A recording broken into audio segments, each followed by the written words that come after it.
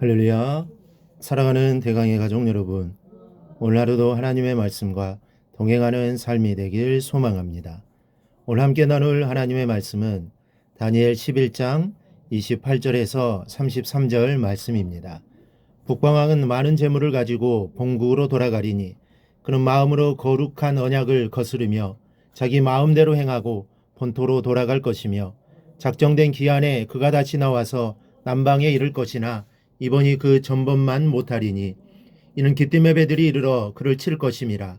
그가 낙심하고 돌아가면서 맺은 거룩한 언약에 분노하였고 자기 땅에 돌아가서는 맺은 거룩한 언약을 배반하는 자들을 살필 것이며 군대는 그의 편에 서서 성소 곧 견고한 곳을 더럽히며 매일 드리는 제사를 폐하며 멸망하게 하는 가증한 것을 세울 것이며 그가 또 언약을 배반하고 악행하는 자를 속임수로 타락시킬 것이나 오직 자기 하나님을 아는 백성은 강하여 용맹을 떨치리라.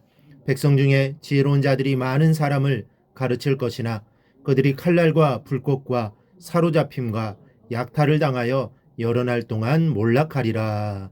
아멘.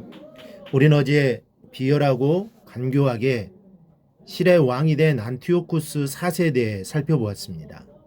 그는 애굽에서 대승을 거둔 뒤 본국으로 귀환합니다. 귀환하는 중에 그는 중간 도착지인 예루살렘에 잠시 머무르게 됩니다. 오늘 본문은 그때 그가 예루살렘을 비롯한 유대 땅을 정복하고 거기서 온갖 가증한 악행들을 자행할 것에 대한 예언을 기록하고 있습니다. 이 본문에 예언된 그의 가증스러운 악행은 크게 두 가지로 나눌 수 있습니다. 첫째는 종교적인 박해입니다. 28절을 보면 북방왕은 많은 재물을 가지고 본국으로 돌아가리니 그는 마음으로 거룩한 언약을 거스르며 자기 마음대로 행하고 본토로 돌아갈 것이며 라고 했습니다. 애국과의 전쟁에서 승리하여 많은 전리품을 가지고 귀환하던 중에 예루살렘에 머물러 마음으로 언약을 다 거스를 것이라는 것이요 그 후에 본토로 돌아갈 것이라는 뜻입니다. 실제로 그는 아론의 자손만이 할 수 있는 대제사장직을 자기 마음대로 해임하고 교체하는 악을 저질렀습니다. 31절을 보니 성소 곧 견고한 곳을 더럽히며 그리고 매일 드리는 제사를 폐할 것이라고 했습니다. 멸망하게 하는 가증한 것을 세울 것이라고 했습니다. 자기 마음대로 우상을 세우고 여호와께 드리는 제사를 폐하고 성전을 못 오가는 죄를 범하게 될 것입니다. 36절을 보면 참으로 어이없는 짓을 하고 있는 것을 볼 수 있습니다. 그 왕은 자기 마음대로 행하며 스스로 높여 모든 신보다 크다 하며 비상한 말로 신들의 신을 대적하며 그랬습니다. 자신이 천상천하에 그 어떤 신보다도 더 크다며 외치며 교만을 떨 것이라는 예언입니다. 실제로 그는 자신을 신이라고 자처했습니다. 참으로 교만하기 짝이 없습니다. 애국과의 전쟁에서 이겼다고 하늘 무서운 줄 모르고 거들먹거리는 모습이 참으로 불쌍한 모습입니다. 과거 부시 대통령이 백악관에서 맥주 안주 과자를 먹다가 목에 걸려 죽을 뻔했던 일이 뉴스에 보도되었던 적이 있습니다. 다행히 그가 질식하여 쓰러지면서 바닥에 부딪힐 때 그 충격에 의해 목에 걸린 과자가 튕겨 나왔습니다. 충격으로 의해 자동적으로 응급조치가 되었다는 전문의들의 말입니다. 여러분, 하나님께서는 땅콩 하나로 나를 죽일 수도 살릴 수도 있다는 것을 알고 겸손해야 할 것입니다.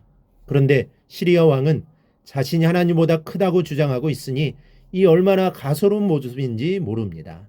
여러분은 절대로 교만하지 말고 겸손한 자세로 주님을 섬기시기 바랍니다. 왜냐하면 하나님은 교만한 자를 정말 싫어하시기 때문입니다. 하나님이 다 해주셨는데 자기가 했다고 생각하니 하나님이 좋아하실 리 없습니다. 마치 부모가 자녀들을 다 키웠는데 자기 스스로 컸다고 생각하는 것과 같습니다. 이러한 생각은 얼마나 어리석은지 모릅니다. 그러므로 우리는 내가 나된 것은 모두 하나님의 은혜입니다 라고 고백하며 살아가기를 바랍니다. 즉 모든 것이 하나님의 은혜입니다. 둘째로 정치적인 박해입니다. 32절을 보면 그가 또 언약을 배반하고 악행하는 자를 속임수로 타락시킬 것이나 라고 있습니다. 여기서 속임수라는 말은 히브리어로 할라크인데 이는 미끄럽다는 뜻을 가지고 있습니다. 즉 혀를 매끄럽게 놀려 감언이설로 타락하게 할 것이라는 뜻입니다. 이것은 폭력적인 것이 아닙니다. 홀리는 계략으로 저들의 정신을 말살시키겠다는 것입니다. 우리나라가 일제 강점기에 있을 때 일본인들은 우리 국민들의 정신을 말살시키기 위해 신사참배를 강요했고 골목에는 술집과 기녀들을 번창시켰습니다. 나라 잃은 슬픔에 젊은이들로 하여금 술독에 빠뜨려 정신을 차리지 못하게 하려는 계획이었습니다. 이와 같이 시리아 왕은 종교적으로나 정치적으로 하나님의 백성 이스라엘을 박해하리라는 것입니다. 그런데 우리가 오늘 분명하게 알아야 할 성경 말씀이 있습니다. 32절 하반절을 보십시오. 오직 자기 하나님을 아는 백성은 강하여 용맹을 떨치리라. 어떤 핍박과 박해와 학살을 감행할지라도 하나님의 사람들은 용맹스럽고 자랑스럽게 믿음을 지켜나갈 것이라는 뜻입니다. 이렇게 되는 이유가 무엇입니까? 바로 하나님 때문입니다. 하나님은 천지를 창조하시고 주관하시는 분입니다. 또한 그분은 모든 능력의 근원이 되십니다. 뿐만 아니라 이 세상에 그의 허락이 없이 일어나는 일은 아무것도 없습니다. 그러므로 하나님을 아는 백성은 하나님을 경외하는 만큼 세상을 두려워하지 않습니다. 세상의 핍박이 올지라도 세상에 대하여 담대하며 하나님에 대한 믿음을 지키며 그 용맹을 떨칠 것입니다. 하나님이 나를 지켜주실 것을 확신하기 때문입니다. 바로 이러한 믿음이 우리에게 있어야 합니다. 그리하여 세상이 나를 힘들게 하고 사람이 나를 힘들게 하더라도 하나님을 붙잡고 나아가 늘 승리의 삶을 살아가기를 주님의 이름으로 축원합니다.